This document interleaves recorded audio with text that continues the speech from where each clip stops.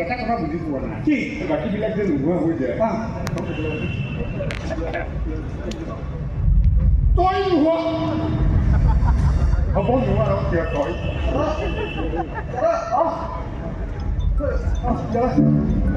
মই থানালৈ গৈছিলোঁ ৰঘুক লগ কৰিবলৈ পুলিচে ইনভেষ্টিগেশ্যন কৰি খাটাং কৰিছে যে বৰষুণ হত্যা হোৱা নাই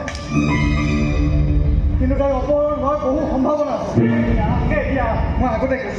কৈছিলোঁ মই কেতিয়া কৈছিলোঁ মইতো শুনা নাই মইতো শুনিছোঁ মানে নিজে কৈ নিজে শুনিলে সেইটো কেনেকৈ হ'ব দাদা ৰবিনে আৰু এটা কথা কৈছে কি ক'ব বৰষুণ অপহৰণ কোনে আৰু কিয় কৰিব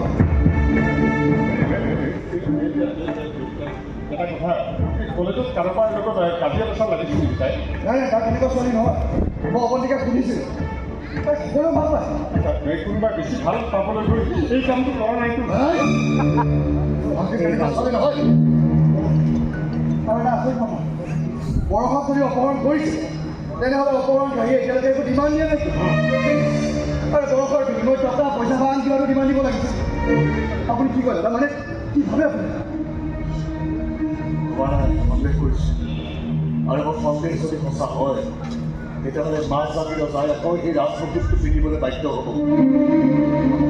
সন্দেহ শ্বেয়াৰ ভাল স্বাৰ্থ